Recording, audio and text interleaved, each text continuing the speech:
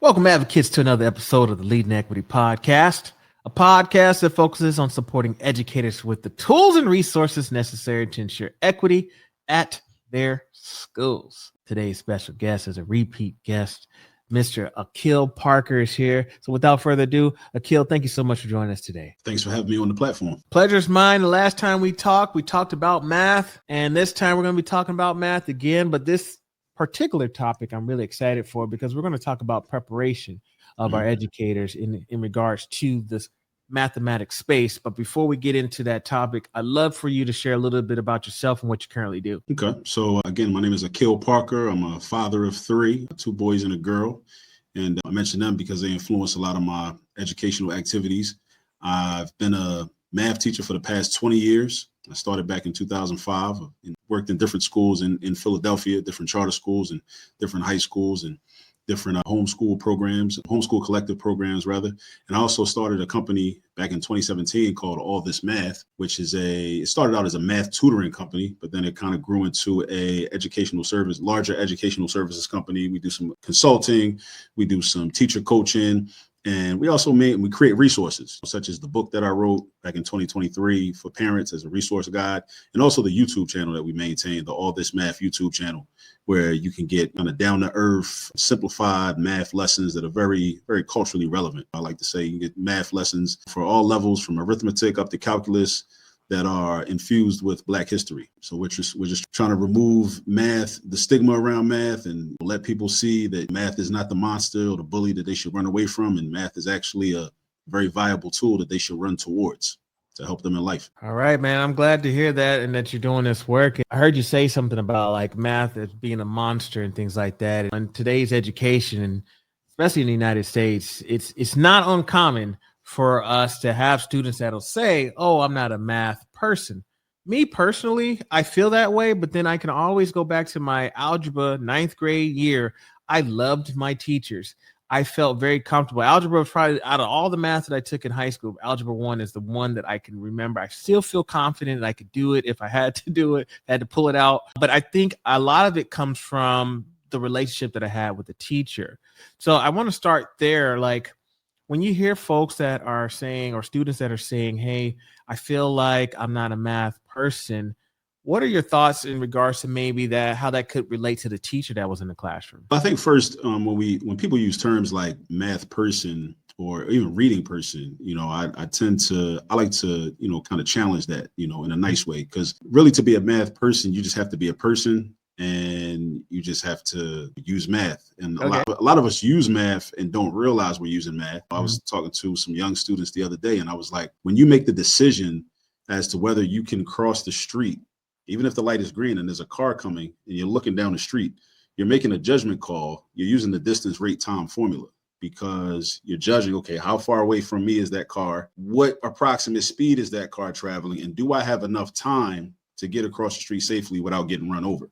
So in our brain is kind of intuitively making these calculations and doing these types of things all the time, but we just don't realize it. And we may not see that type of problem in the math textbook in our class, and the teacher may not be able to make that connection because they may not be thinking about that in the classroom. But everybody's a math person, right? We may not believe it, but I do think that there are a lot of teachers that, and this kind of speaks to the point of the conversation today, that consider themselves to not be math people. And that discomfort is very transferable to the students in their classroom. And even there are people that are maybe math teachers that consider themselves to be not math people. And they may be just in the classroom, just trying to do the best they can.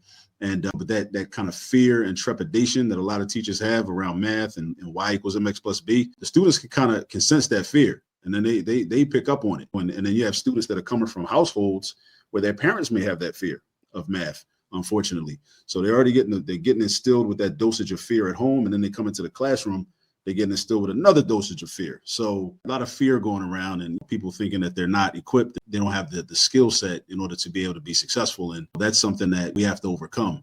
And one of the things I think we have to do is train teachers either not only better, but in different ways. Okay. I got a question, because you mentioned how there might be some math teachers who would claim that they're not math people. I'm a principal and I'm fortunate enough to have a math teacher. I don't think he feels that way. But it did get me thinking about, okay, are there really teachers? I mean, have you heard teachers say that are math teachers that'll say, I'm not a math person? Well, definitely if you think about like elementary level, so pre-K through Okay. 5, where you're Sure. teaching all the Yeah, different content areas. So absolutely. there's a lot of that where, Okay. and another issue that comes to mind when we speak of that is a lot of people will say that have plans to teach elementary school. They'll say, Mhm. well, I don't need to know calculus, or I don't need to understand trigonometry because I'm only teaching the 3rd grade, or I only plan on teaching kindergartens. I'm teaching the babies how to count. We're going to be playing with blocks all day, in our math lessons. But you still should have an understanding of higher level math because you're preparing those children they may be 4, 5, 6 years old, but you should have the thought and the understanding that one day they're going to be in a calculus class, right? So if you have at least some understanding of calculus or pre-calculus or trig or algebra 2 and geometry, that can inform how you teach them those fundamentals, because those fundamentals are very key. And a lot of us don't have a sound, as teachers, don't have a sound grasp of those fundamentals, and even the arithmetic, like a lot. And this is something that I came to find out when being self-reflective in my own experience. I was seen as a pretty good math student growing up in my K through 12 experience. But it wasn't until I started teaching my math methods courses at Cheney University, where I realized like, wow, like I really didn't know arithmetic as well as I thought I did. So a lot of us don't really know arithmetic. We're not as strong in arithmetic. Like we may understand the algorithms, and this is another issue. A lot of us were taught algorithms. We memorized the algorithms. We know, okay, how to multiply numbers. You stack the numbers on top of each other. We memorize those steps, but then we don't know any other methods. And also, it's difficult for a lot of us if we were asked to conceptually explain why does that algorithm work, a lot of us wouldn't be able to, because we weren't even taught to think about that. We were taught to just memorize the steps in the process, get the right answer, go on to the next problem. Like the conceptual understanding was lost on us because that wasn't the priority for a lot of us when we were growing up as children. So then fast forward, we become teachers, whether you go through an education program on an undergraduate level, or you're like me, a career changer, a person that kind of just went into teaching after having a finance degree and that career path didn't work out. And then you're kind of in there and you're like, you're doing the best you can, but you're still coming with that algorithm-based approach. I mean, some people just need a job. Yeah. And so like how I was, like I just needed it back in 2005. I pretty much just needed a job. Fortunate for me, I had the motivation to try to really hone my craft and develop my skills, because I realized like, wait, I'm supposed to teach this. I don't really understand this that well. So I might have to stay up all night and like really figure some stuff out so that I can present and instruct my students and present this to them in a way that will make sense to them. And that was an ongoing process. Well, but you said that you were pretty decent in math throughout your K-12 experience.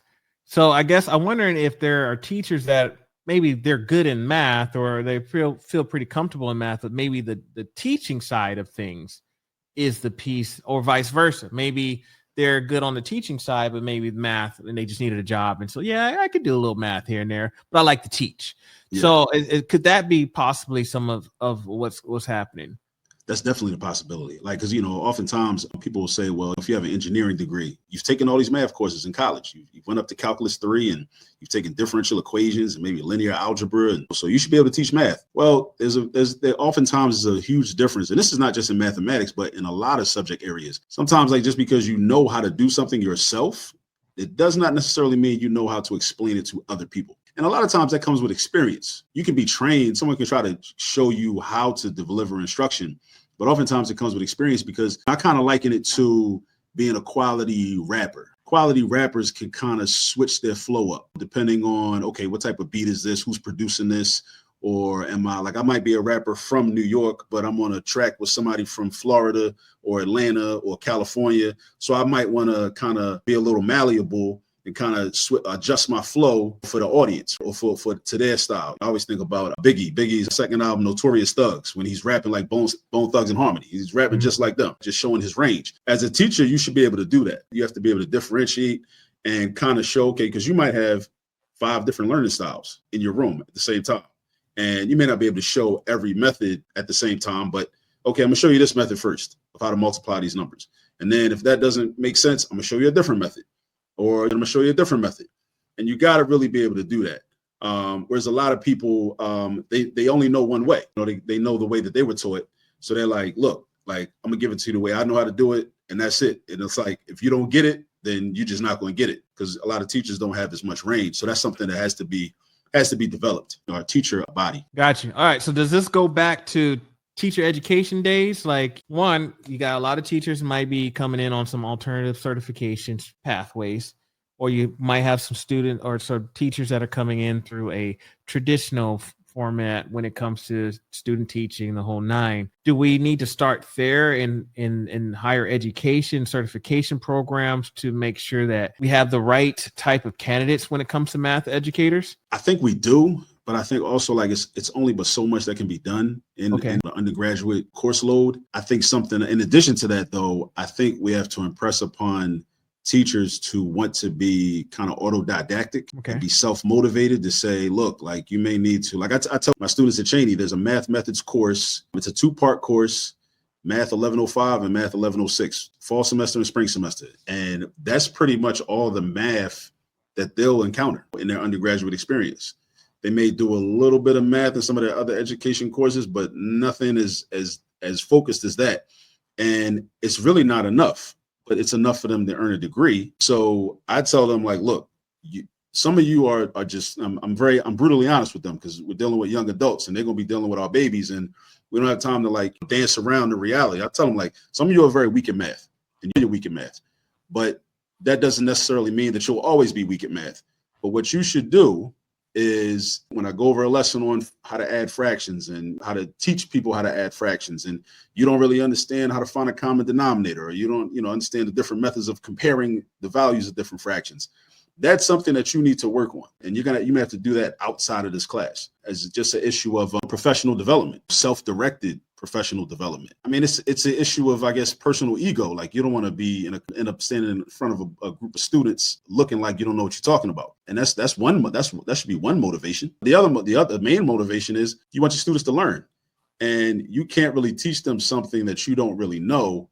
And if the education training program is inadequate to provide you with all of the development that you need, I actually would advocate for education majors that are going to have to teach math, especially if you're in elementary school. If you're pre-K through 5, you're probably going to be teaching some math. If you are middle school through high school, maybe you'll say, well, I want to teach English. Okay, well, I think everybody in the world should have a strong grasp of mathematics, but I can kind of make some concessions. But pre-K through 5, I think you should be taking some pure math courses just to get a better understanding. And hopefully you end up with a good professor or a good teacher that really can break it down for you. And it might end up being the best math class you ever took in your life, because it might actually start to make sense. Because a lot of people are like, the people that claim that they're not math people are people that may say, well, I never liked it. It just never made sense to me. And then math is so cumulative of a subject that if one of the foundational elements doesn't make sense to you, then the stuff that comes after that is not going to make sense either, because you're still stuck on what you missed in the beginning. It's like watching a bad movie. It's like in the first 5 minutes of the movie, like, something happens that doesn't make any sense. Like, I'm the type of person, I'm just frustrated. And I'm like, well, who's this person? Like, where did he come from? Like, I can't really enjoy it because I'm like, because there's no flow to the movie. It's all throw it off for me. I'm the same way. I'm not gonna say what movie I just watched not too long ago in the theater, so I don't want to talk down on it, because I was really excited for this movie. But when I watched the story, and as I was really thinking, like, wait a second, this guy is doing this for this reason, it just threw me off for the rest of the movie. Like, I couldn't enjoy it, because I was just so upset about the story, even though it's not, it's fantasy. It wasn't based off of true events, or it was highly unlikely. It just threw me off with how badly it was. I guess in my mind, it was written to where it just took me out of the whole movie. So yeah, I hear you on that. Let me ask you this, because I never thought about it the way that you've presented it, because I'm the kind of person that feels like, oh, if I'm a first grade teacher, yeah, I'm going to have to teach math, but some basic stuff to maybe some addition here and there, subtraction. But I loved how you said, but you had to keep in mind that these students could potentially need to do some additional classes down the road. And so it's really good to set that foundation. I want to see if you can expand upon that a little bit further, because I could hear some educators pushing back and say, nah, I got the curriculum I got the textbook. I'm just teaching the textbook. This is what's in there. And I'm making sure I'm hitting those things, those standards, whatever it is. So I want to see if you can make a better, not a better argument, but just kind of expand upon your thoughts in regards to why it's so important that we kind of think further down the road. Yeah. Sometimes, like as educators, sometimes just the mention of something is helpful to a student or helpful to a child. And just like if you are, let's say you're teaching third grade and you're teaching multiplication of fractions, and then you just to be able to say to a student, maybe when you're in 10th grade or 11th grade, when you're taking a trigonometry class and you have to graph sine functions or cosine functions, and sine and cosine functions can be used to basically draw a picture of what music and sound waves look like. And everybody here likes music. Who's your favorite rapper? Who's your favorite singer? Whatever. When you have to find the period of the function, which is how wide one cycle of the function is, you're going to have to divide this number by this other number. Just even if you don't go into a whole exhaustive lesson with your third graders about how to graph sine functions, just saying that kind of sets them up and plants that seed. And I think that's part of good teaching, like just talking about like kind of getting those young students to think about the future. Because already a lot of us kind of see math generally as this class to avoid. It's like this necessary evil, this class that like, and even there are a lot of students that excel in math, but they still don't really like math. It's like, I just want to get an A, and they get A's. But if you ask them what their favorite subject is, it would never be math. It's just like, I get math because I just want the grades and I want to keep it moving. So a lot of those students themselves, they may get an A, but they don't really get the full grasp and the full understanding of the mathematics either. And I think like having those conversations at a young age about, well, this skill that you're learning now, whether it's addition or subtraction or if you're teaching long division, one day when you get into algebra 2, you're going to be doing polynomial long division. And then when you get into pre-calculus, and you gotta, graph higher order polynomial functions like to the 4th degree or 5th degree, you might be doing polynomial long division again to try to figure some things out. Just to mention that is a huge deal. But if you're a teacher that has no exposure to that, then you can't mention it because you can't talk about something that you don't know. So this is one of the main reasons why I think like having a higher level understanding, having an understanding of higher level math, even if you're teaching kindergarten, even if you're teaching first grade. Because think about it as parenting. There's so many parallels between teaching and parenting. As a parent, your child might be, like I have a 5-year-old son. He'll be 6 in May. But the conversations that I have with him are not just 6-year-old conversations for 5 and 6-year-olds. I'm having conversations with him, just as I've done with my older children and continue to do, with the thought in mind that, okay, one day he's going to be a 21-year-old man. One day he's going to be a 30-year-old man. One day he's going to be 15. One day he's going to be 10. I'm trying to prepare him for that. So if we look at teaching as a parallel to parenting, then I think that it starts to make even more sense why you have to kind of know what they're going to what they have to look forward to and what's coming next. And kind of just trying to start to prepare them for that early on. That's a great analogy. I loved how you brought that in there because I think a lot of us, especially those listening, can relate to that. Okay, we're giving guidance, sure. And we always talk about, they're human beings, right? At the end of the day. So we're saying it's math, but that's not all we're expecting them to learn in during that time frame, right? We want them to learn some foundational math skills, but then also we had to think about what can I do to prepare them. So I guess the question that's coming to my mind is like, is Akil saying that we should, if I'm teaching elementary, I should be well-versed up to algebra 1, 2, geometry, calculus. Like, where's the level that you would recommend that we would have some working knowledge if we're teaching into elementary level? At a minimum, as controversial as this might sound, at a minimum, calculus 1. Calculus 1. Tell me why. I'll say this. A lot of the people that will push back on that probably have never taken calculus 1.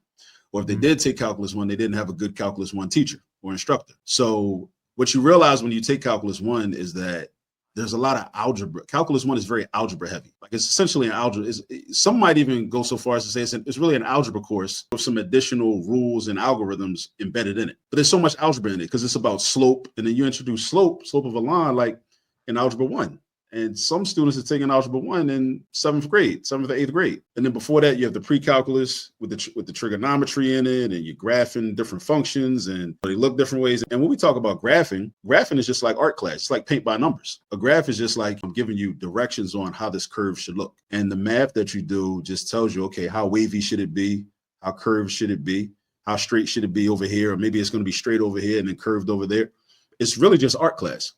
That's really all graphing is. The geometry deals with the shapes, and geometry shouldn't be a hard sell, because there's a lot of geometry in the curriculum, in the elementary curriculum anyway. Just, you may not be talking about, well, we're not going to use Heron's formula to find the area of a triangle and semi-perimeter and all that with the first graders, but we're still talking about that concept of like, what is a triangle? You find the perimeter of a triangle. What's the area of the triangle? Those concepts you're introducing them to. But again, if you're talking about these geometric concepts on a basic level, it helps for you to break them down if we're on a higher level. And a lot of times, I think what happens too is we end up holding students back, because who's to say that those second or third graders couldn't, like, I made the comment that, which I probably shouldn't have even made, that we're not going to be showing them Heron's formula. But now that I think about it, after I said it, why can't we show them Heron's formula? It's not really that difficult. If they understand how to multiply and they know how to subtract, and you might have even introduced to them the concept of a square root and what a square root is and how to calculate a square root,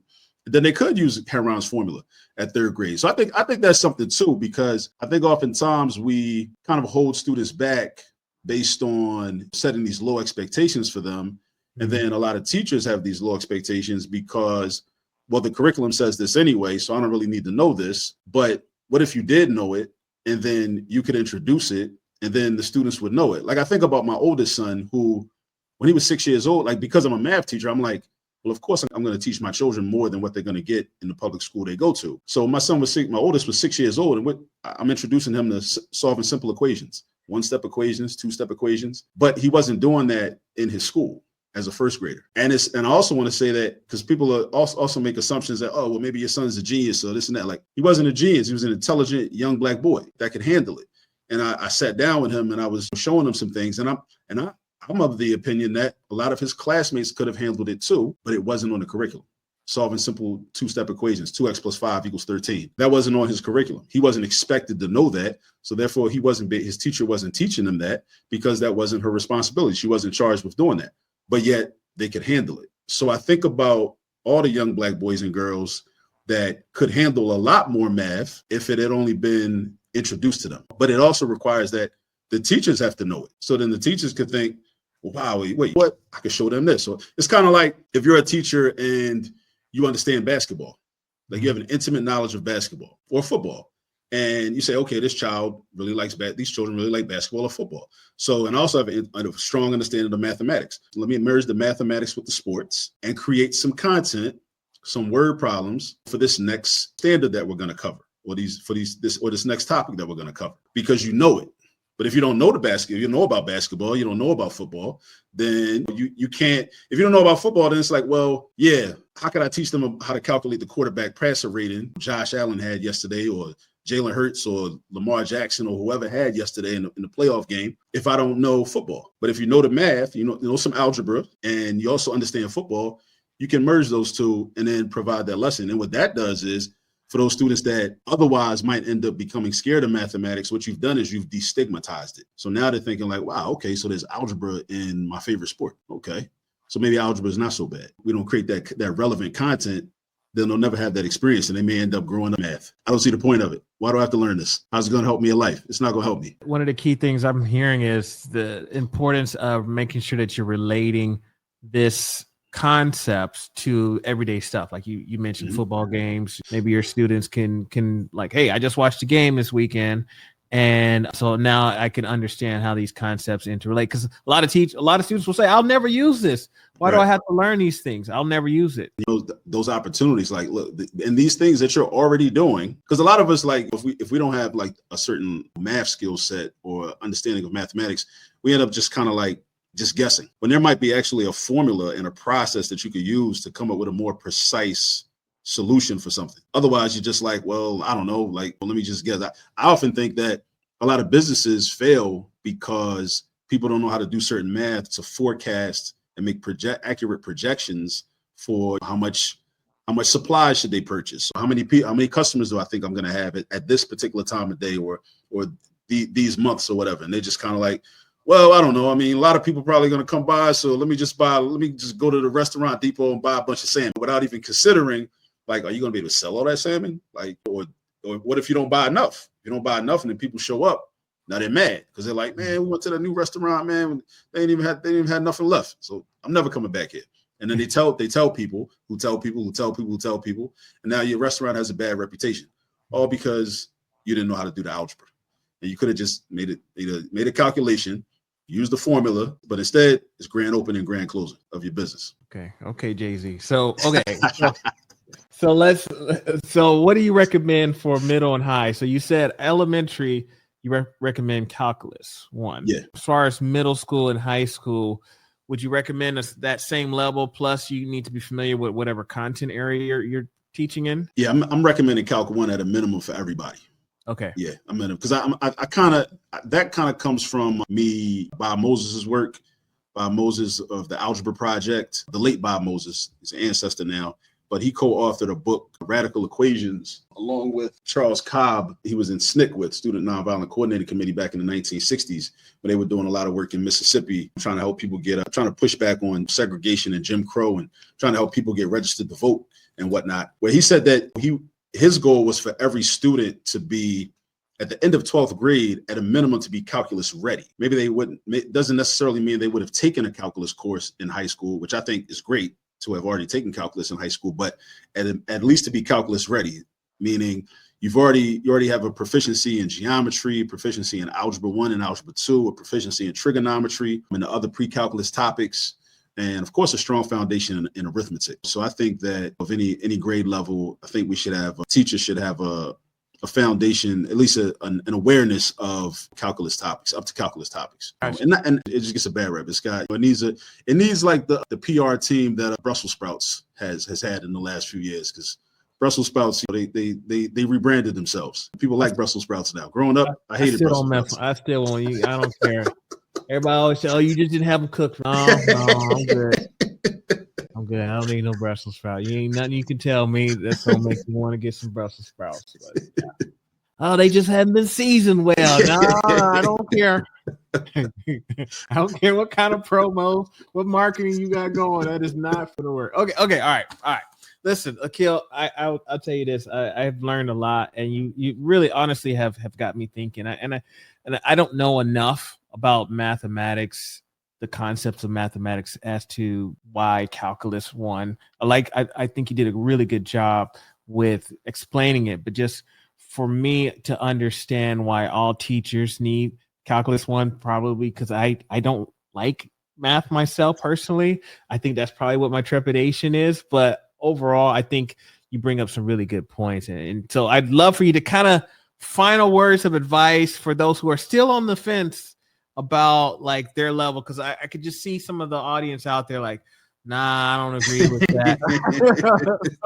I want to give you one final word that you would like to provide to our listeners. Well, one thing I'll say is this, I think it's very helpful to look at the applications, regardless of what the level of the math is, whether it's pre-calculus, calculus, geometry, algebra 1, algebra 2, looking at the applications, because once you look at the applications, then even you as a teacher, you see the relevancy of it. But for the elementary school teacher, even the kindergarten teacher or the pre-K teacher, like having that understanding of like the full gamut or the full scope of the subject. And that's not, I shouldn't say the full scope, because calculus 1 is really just the beginning of higher level math. There's so much beyond that. And a lot of those courses I myself have not even taken. So perhaps when I get into Calc 2 and Calc 3 and differential equations and linear algebra and topology and all of that, which I plan to do, I might say, listen, y'all need to learn this too, man, because it gets even deeper. But at that point, it's like, it becomes fun and interesting. If it's not fun and interesting, then you're not going to want to do it and you're not going to see value in it. But I think that when you look at the applications of the calculus and the applications of the geometry and those higher level classes, then it becomes more beneficial. And I think a lot of us too, like we have trauma. We had negative experiences in school. So I think, and we internalize that trauma. And a lot of us think, well, like math class made us feel dumb. And a lot of people use math class as a marker or a metric for how smart we were generally. And there are a lot of brilliant people that have failed math classes multiple times and haven't done well in math. And for them, they take that as they kind of don't believe in their own brilliance because of that experience they had in math classes. When in fact, what I would say is like, you're still a brilliant person. So a lot of us try to shy away from math just because of how it made us feel, that social emotional aspect of math class. So I think as teachers, we have to figure out ways to kind of separate ourselves from that and kind of say like, well, I am not, it's kind of like what a therapist might tell you, like, you are not your mistakes. Those were just, you made mistakes, you're human, right?